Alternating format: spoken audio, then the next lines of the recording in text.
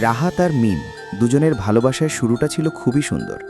স্কুলের ছোট ছোট মুহূর্ত, একসাথে বসে গল্প করা, ক্লাস ফাঁকি দিয়ে মাঠে হাঁটা, সব মিলিয়ে তাদের সম্পর্কটা ছিল একেবারে স্বপ্নের মতো। মিম রাহাতকে নিজের জীবনের সবচেয়ে গুরুত্বপূর্ণ মানুষ মনে করত, আর রাহাতও প্রথম দিকে ঠিক তেমনই ছিল। খেয়াল রাখত, সময় দিত, আর প্রতিদিন বলতো, তুমি ছাড়া আমি কিছুই না। কিন্তু সময়ের সাথে সাথে সবকিছু ধীরে ধীরে বদলাতে শুরু করে। রাহাত আগের দরফোন বলতো না, মেসেজের রিপ্লাই দিত দেরিতে, দেখা করতে চাইলে নানা অজুহাত দিত। মিম বুঝতে পারছিল কিছু একটা ঠিক নেই, কিন্তু সে ভয় পেত। সত্যিটা জানলে যদি সবকিছু শেষ হয়ে যায়, তাই সে চুপচাপ সব সহ্য করত। ঠিক তখনই তাদের জীবনে আসে নতুন একটা মেয়ে, নিশা। নতুন ভর্তি হওয়া এই মেয়েটা ছিল খুবই স্মার্ট, আত্মবিশ্বাসী আর আকর্ষণীয়। খুব অল্প সময়েই সে সবার সাথে মিশে যায়, বিশেষ করে রাহাতের সাথে। প্রথমে শুধু সাধারণ কথা, তারপর ধীরে ধীরে হাসি ঠাট্টা, একসাথে সময় কাটানো, সব কিছু যেন খুব দ্রুত এগোতে থাকে। মিম দূর থেকে সব দেখত, কিন্তু কিছু বলতে পারত না। তার মনে হতো হয়তো সে বেশি ভাবছে।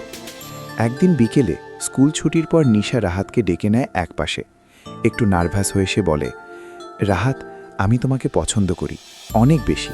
তুমি কি আমার সাথে রিলেশন করবে? রাহাত এক মুহূর্ত চুপ থাকে।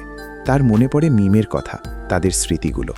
কিন্তু সেই মুহূর্তে সে নিজের মনকে বোঝায় হয়তো নতুন করে শুরু করা ভালো। তারপর সে নিশার দিকে তাকিয়ে হালকা হাসি দিয়ে বলে, ঠিক আছে, আমিও রাজি। এই একটা কথাই সব কিছু বদলে দেয়। কিছুদিন পর মিম জানতে পারে পুরো বিষয়টা। তার বুকটা যেন হঠাৎ করে ফাঁকা হয়ে যায়।